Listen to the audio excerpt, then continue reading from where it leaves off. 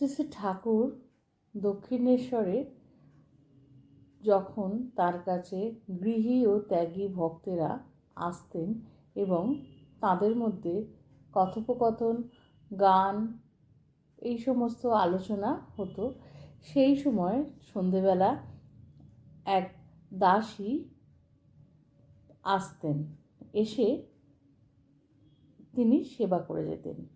সেই নিয়েই ছোট্ট ভিডিওটি। ভগবতী দাসীর প্রতি দয়া, শ্রীরামকৃষ্ণ ও সতীত্ব ধর্ম। সন্ধ্যা হইল, দাসী আসিয়া ঘরে ধুনা দিয়ে গেল।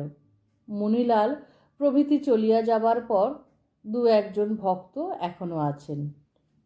ঘর নিস্তব্ধ, ধুনার গন্ধ। ঠাকুর ছোট খাটটিতে উপবিষ্ট মার চিন্তা করিতেছেন। মাস্টার মেঝেতে বসিয়া আছেন, রাখালও আছেন। কিয়ৎক্ষণ পরে বাবুদের দাসী ভগবতী আসিয়া দূর হইতে প্রণাম করিল।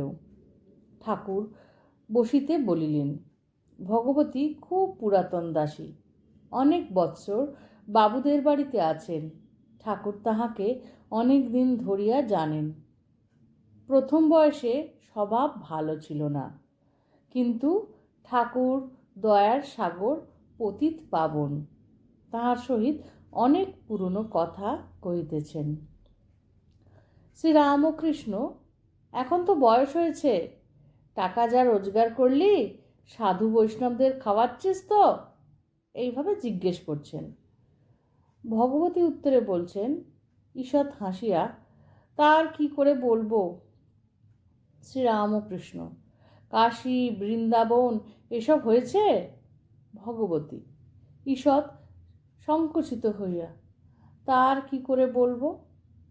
একটা ঘাট বাঁধিয়ে দিয়েছি, তাতে পাথরে আমার নাম লেখা আছে। শ্রীরামকৃষ্ণ, বলিস কি রে? ভগবতী, হ্যাঁ, নাম লেখা আছে, শ্রীমতী ভগবতী দাসী। শ্রীরামকৃষ্ণ ঈষৎ হাসিয়া, বেশ বেশ। এই সময় ভগবতী সাহস পাইয়া ঠাকুরকে পায়ে হাত দিয়া প্রণাম করিল। বৃশ্চিক দংশন করিলে যেমন লোক চমকিয়া ওঠে ও অস্থির হইয়া দাঁড়াইয়া পড়ে, শ্রীরামকৃষ্ণ সেই রূপ অবস্থা হইল। গোবিন্দ গোবিন্দ এই নাম উচ্চারণ করিতে করিতে দাঁড়াইয়া পড়িলেন। ঘরের কোণে গঙ্গা জলের একটি জালা ছিল, এখনও আছে। হাঁপাইতে হাঁপাইতে যেন তস্ত হইয়া সেই জালার কাছে গেলেন। পায়ে যেখানে দাসী স্পর্শ করিয়াছিল, গঙ্গা জল লইয়া সেই স্থান ধুইতে লাগলেন। দুই একটি ভক্ত যাহারা ঘরে ছিলেন তাহারা অবাক ও স্তব্ধ হয়ে এক দৃষ্টে এই ব্যাপার দেখিতেছেন। দাসী জীবনমৃতা হইয়া বসিয়া আছে। দয়া সিন্ধু পতিত পাবন ঠাকুর শ্রীরামকৃষ্ণ দাসীকে সম্বোধন করিয়া করুণামাখা স্বরে বলিতেছেন, তোরা অমনি প্রণাম করবি? এই বলিয়া আবার আসন গ্রহণ করিয়া দাসীকে ভুলাইবার চেষ্টা করিতেছেন। বলছেন, একটু গান শোন। তাহাকে গান শুনাইতেছেন। মজলো আমার মন ভ্রমরা শ্যামাপদ নীলকমলে, শ্যামাপদ আকাশেতে মন ঘুড়িখানা উড়িতেছে। আপনাতে আপনি থেকো মন যেন নাকো কারু ঘরে, যা চাবি তাই সব বসে পাবি, খোঁজ নিজ অন্তঃপুরে। পরমমধন এই পরশমণি, যা চাবি তাই দিতে পারি, কত মণি পড়ে আছে আমার চিন্তামণির নাচ দুয়ারে। ঠাকুরের পায়ে যখন ওই মহিলা প্রণাম করলেন, ঠাকুরের মনে হলো যেন বিছে কামড়ে দিয়েছে। বিছের দংশনের মতো জ্বালা যন্ত্রণা শুরু হলো। তিনি সঙ্গে সঙ্গে উঠে জ্বালা খুঁজতে আরম্ভ করলেন, যে জ্বালায় রাখা থাকত মা গঙ্গার জল। সেই জল দিতে তারপরে ঠাকুরের সেই জ্বালা যন্ত্রণা কমল। আমাদের ঠাকুরের কোনো কিছুই সহ্য হতো না। সহ্য হতো না এই কারণেই বলছি, মানুষ এক ভক্ত এসে ঠাকুরের পায়ে যখন প্রণাম করলেন, তখন এই বিষসম জ্বালা।